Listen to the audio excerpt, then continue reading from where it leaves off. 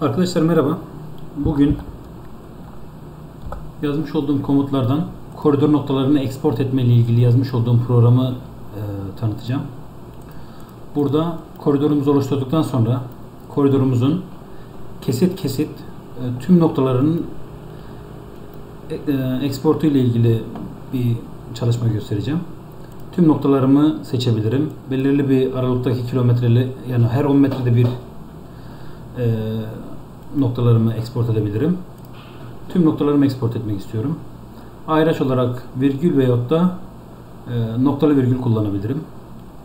Şimdilik virgülü göstermek istiyorum. Seçtiğim zaman kayıt yerini gösteriyorum ve hemen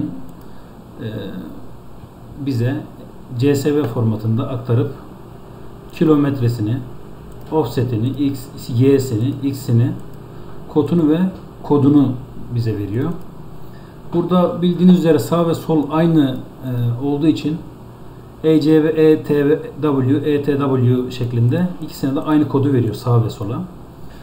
Ben Excel çalışmalarımda farklı kodlar olmasını istediğim için ekstra noktalar eklemeyi kullanıyorum. Burada sağ için R tire, center için C tire, left için L tire şeklinde kullanıyorum. Bu sefer de yine tekrar export ediyorum.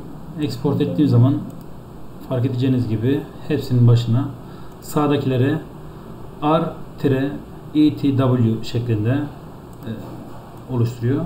Burada bir tek dikkatinizi çekmek istediğim şey, center'da aynı noktadan iki defa ortaya geliyor. Sebebi de sağ ve solda aynı tip kesit parçası assembly'ler olduğu için aynı noktadan iki defa olmuş oluyor. Bunu da remove duplicated datadan ayırabilirsiniz. Bunları Excel'inizde kilometre kod şeklinde kullanabilirsiniz.